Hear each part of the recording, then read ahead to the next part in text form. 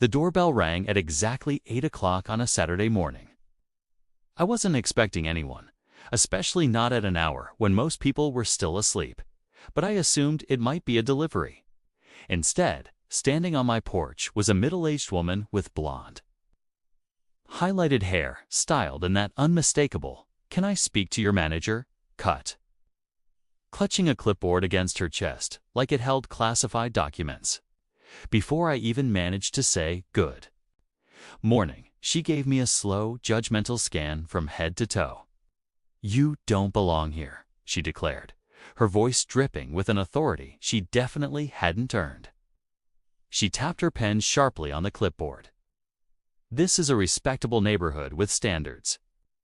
I need to see proof of ownership immediately." I blinked, still groggy and confused. "Sorry, and you are?" "I'm Brenda Carmichael, president of the Cedar Ridge Estates Homeowners Association," she said with a smug smile, stressing every word of her title like she was announcing royalty. "And you are clearly too young to own property in this development. Our covenants are very specific about preserving the character of our community." I started to explain that I had just moved in a week ago, but she sliced through my sentence like a knife. "Save it. I've already filed the eviction paperwork. You have 30 days to vacate the premises before legal action is taken." She shoved a sheet of paper toward me. "Consider this your official notice." I stood frozen in place, stunned into silence as she spun around on her heel. But she couldn't resist one last jab. "Next time, do your research before squatting in someone else's neighborhood." What Brenda didn't know, what she couldn't even begin to imagine, was that not only did I legitimately own this house, but I had paid for it outright, in full, and in cash. Her accusations weren't just aggravating. They were potentially illegal. I closed the door slowly and leaned back against it, the so-called notice trembling in my hand. This was not at all how I had imagined beginning my journey as a homeowner. My name is Michael, and at 26 years old, I had just accomplished something many people thought was impossible. Buying my first home completely debt-free. It hadn't happened overnight. After college, I had lived with my parents for 4 years while working remotely as a software developer. I saved religiously, invested smartly, and lived far below my means. So when a modest 3-bedroom home in Cedar Ridge Estates hit the market at a surprisingly reasonable price, due mainly to outdated interior decor, I jumped. On it, the seller was an elderly man who had moved into assisted living, and his family wanted a quick, no-nonsense sale.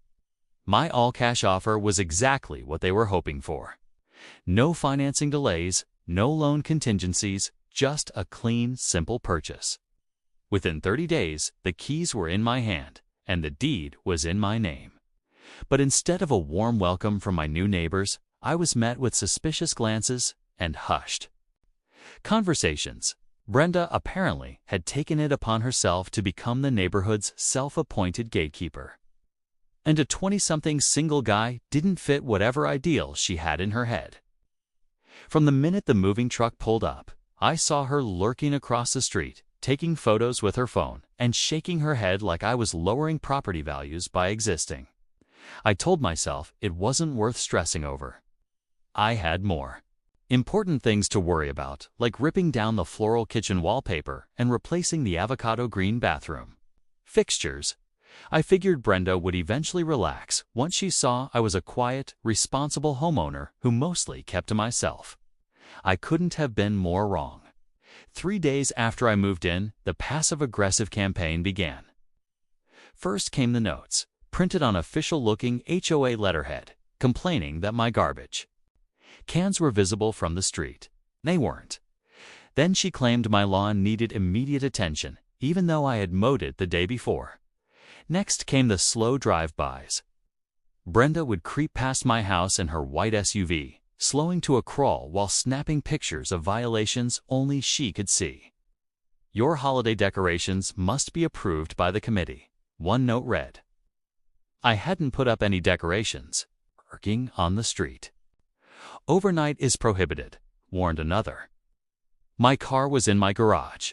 Things escalated quickly when she began telling other neighbors that I must be running some kind of illegal operation. How else could someone his age afford this house?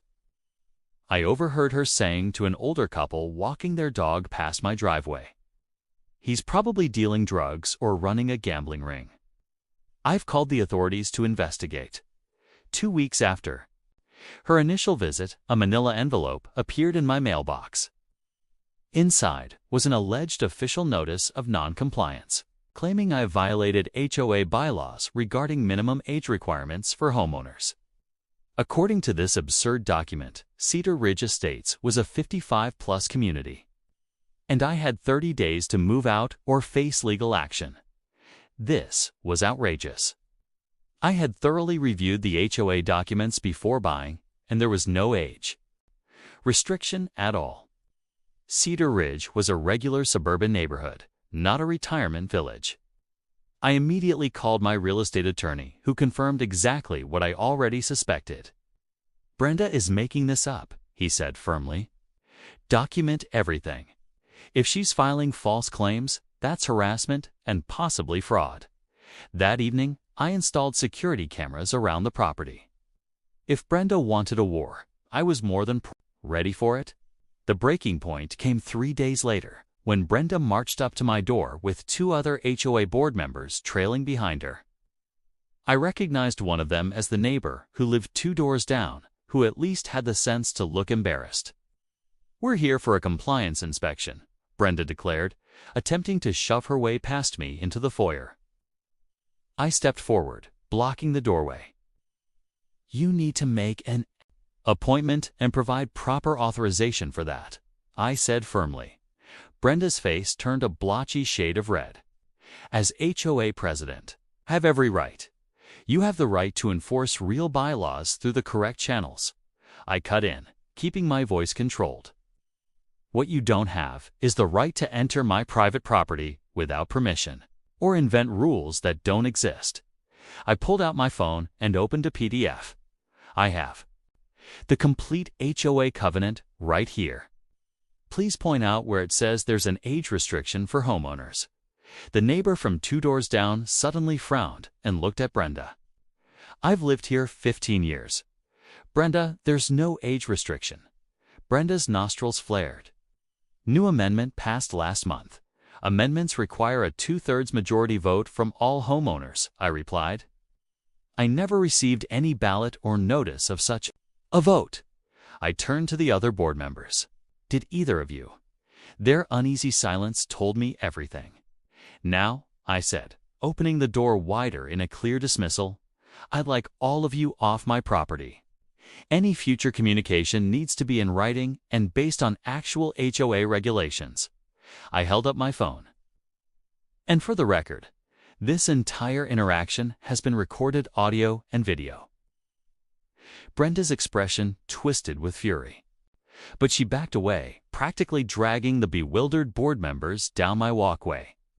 As they left, I heard her mutter venomously, "This isn't over." She was right, but not in the way she thought.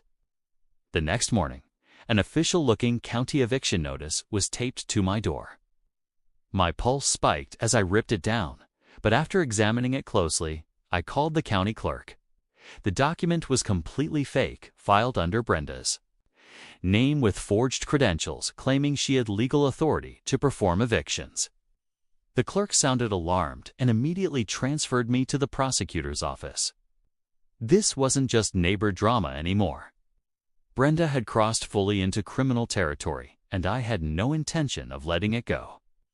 I gathered every piece of evidence I had: the fake HOA violations, security footage of Brenda trespassing, the falsified eviction notice, and emails from neighbors who had been targeted by her before. The prosecutor was especially interested in the forged county paperwork. "Impersonating a public official and filing fraudulent legal documents are serious crimes," she told me. "We take this very seriously." Within days, a full investigation was underway. What they discovered was more shocking than I expected. Brenda had been treating the HOA like her personal kingdom for years, creating fake rules, issuing unauthorized fines, and diverting HOA funds into her own accounts. She rarely held board meetings, fabricated minutes, and bullied several homeowners into compliance with threats similar to the ones she'd used on me. Police obtained a warrant to search Brenda's home office. Inside, they found folders on nearly every resident containing personal information she had no right to have, as well as templates for fake legal documents. Her computer revealed forged signatures from other board members and doctored financial reports meant to hide her embezzlement. 2 weeks after I contacted the county, I was working from home when noise erupted outside. I looked out the window to see 2 police officers escorting Brenda out of the HOA office in handcuffs. Her face was twisted in outrage as neighbors emerged from their homes, eager spectators to her downfall. "This is ridiculous," she shouted as the officers led her away. "I was protecting our neighborhood from outsiders and freeloaders. Just wait, property values will crash if we let anyone move in." No one stepped forward to support her. Instead, silence filled the street, followed by applause from several porches as she was placed in the back of the patrol car. Brenda was charged with multiple counts of fraud, forgery, impersonating a public official, harassment, and embezzlement of HOA funds.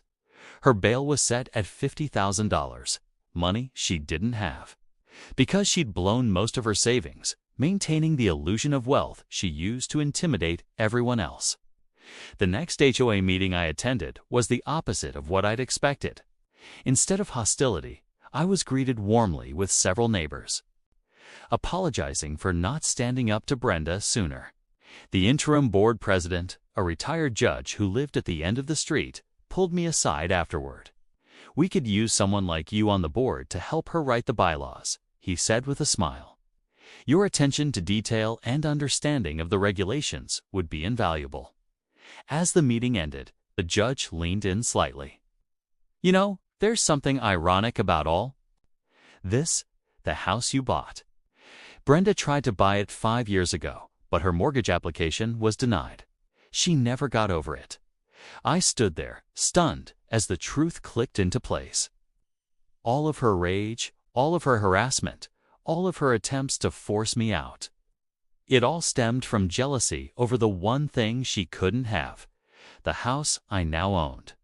Brenda was eventually sentenced to 18 months in prison for fraud and embezzlement, along with an order to pay $50,000 in restitution to the HOA. When the sentence was read, her carefully crafted facade shattered completely. "This is absurd," she shrieked in the courtroom. "I was maintaining standards. This community will fall apart without me." The judge simply added a contempt of court charge as officers led her away, still insisting she was the real victim. Subscribe to HOA Conflicts for more.